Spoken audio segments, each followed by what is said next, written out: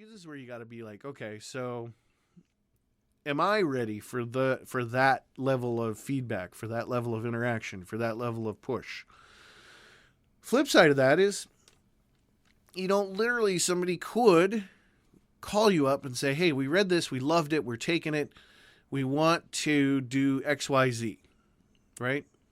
We want to have the rights for the film, we want to have the rights for the media, we want to have the rights for the video game, whatever it is, right? We want to take this relationship beyond perhaps what you were initially anticipating when you submitted the manuscript. And you got to be ready for that.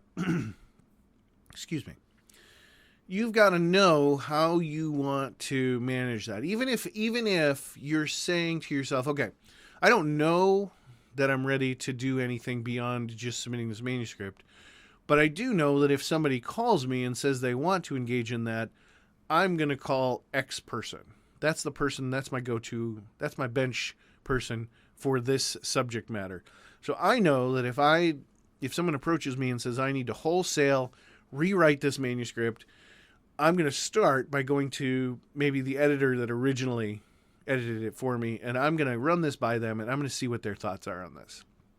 Because I need to know if that's legit feedback or if it's somebody trying to do something, just off the cuff there. So that's the whole thing about being ready. Being ready isn't about knowing the answers to every single contingency and every single possibility that happens with that manuscript.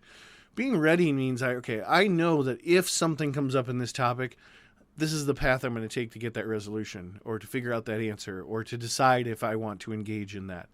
This is where I'm going to go for Y. This is where I'm going to go for Z. So you make sure that you get enough of that in place that you can confidently deal with whatever curveball, and there will be curveballs, comes at you from anyone that you happen to submit to.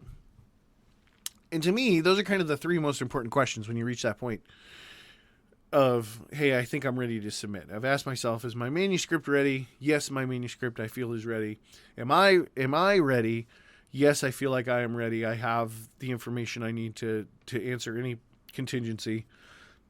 The third is, do you have a plan? And this is the one that will get people more often than not, because once you have your manuscript done, once you're ready to go and you want to figure out where you want to submit it to, people will oftentimes just start submitting without really having a process or without really having a goal in mind. So one of the important things to always do before you start submitting is to do the research on where similar titles are published. So we always talk about, there's a ton of chatter out there about, hey, find comp titles, find da-da-da-da.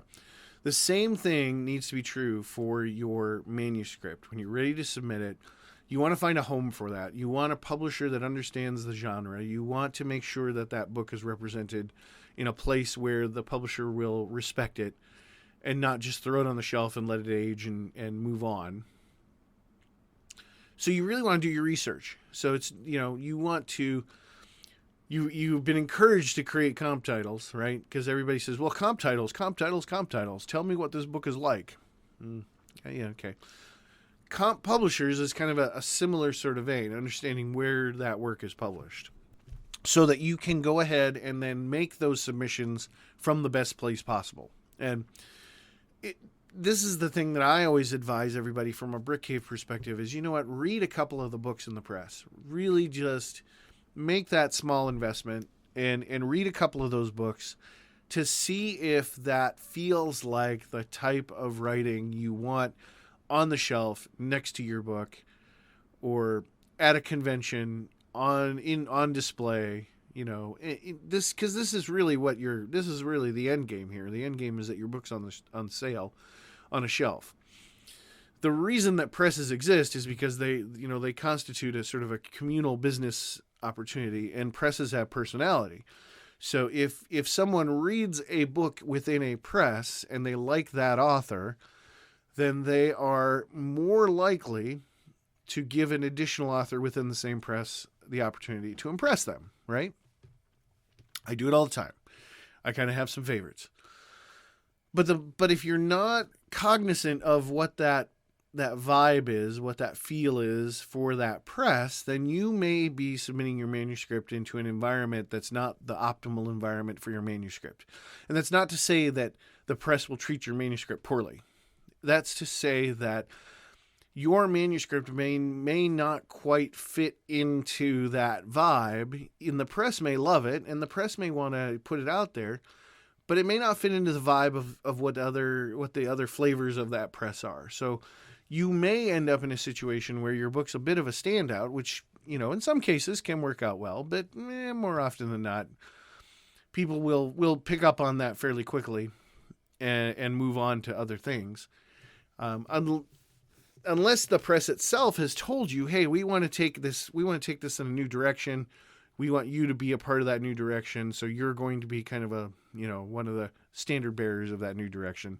That's an entirely different circumstance. But for the most part, when you're selecting the places that you want to submit to, you really want to understand how that press thinks, what their language is, what they like, what their formatting is. You want to know what the books look like. You want to know, does the logo for the press appear on the same place? Is the author's name prominently displayed? That kind of thing. And this is all before you get into the nitty gritty of the business piece, the real business piece, which is the negotiation of that agreement. You want to make sure you walk in the room knowing what you know. So you want to know who some of their best-selling authors are. You want to know how long they've been around. You want to know, hey, these guys publish science fiction. I write science fiction. We fit, at all levels, we fit. That's when you start making that list and you say, okay, I'm going to start here at the top. This is my number one choice because this is the guy that if I get in there, that's where I've always wanted to be, and that's where I want to be for the rest of my writing career. And from there, kind of work to the choices downward from there. So, and I hate to use the word downward, but work to the alternate choices from there. And that way, you're giving your book the best chance to not just get published, but to get published in a press where it will be with, I don't want to say the same because you don't necessarily want that either, but where it is in a communal environment that's optimal for that manuscript to survive. And those are, I'm using big words. I shouldn't use big words, but that's really what it is. It's about finding the best place for your manuscript to thrive. Once you've done that, and once you've created that list and you start working through that list, and those publishers, hopefully, especially if you've done your homework, should have experience in those genres, and they should recognize the fact that you have taken the time to make the manuscript the best it can be, and they should take the time to recognize that you've listened to their process and that you are ready to submit this book to them, and that should help your manuscript have a better chance of success. So that is my 3 questions to ask yourself before you start submitting your book to your manuscript to presses. So I didn't really tell you anything about how we approach that, but you're always welcome to check out brickcave.media online, and we'll be happy to show you the things that we publish, and of course give you an idea of the flavor of the press. We're a bit of an eclectic, but we're okay.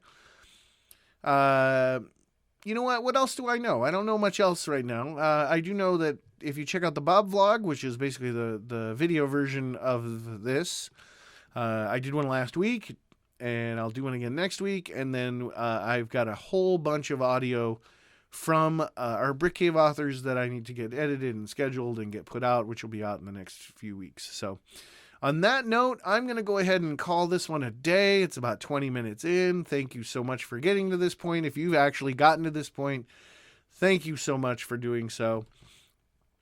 I will remind you that Brick Cave Media does have a store online for our books. Speaking of buying the books, you can go to brickcavestore.com. Takes you right into it. It's a Square store, so all of your transactions are secure through Square. And if you go to the homepage, there is a code to give you 40% off your first order. So definitely, we want to give you the opportunity to find out who we are and what we're about. So again, that's brickcave.media. Thank you so much for taking the time to listen to the Brick Cave podcast. I have been your pseudo de facto replacement, alternate, not Bruce, Sharon, Marcus, or Patrick, host, Bob Nelson. Hope you have a great time, and I'll talk to you soon.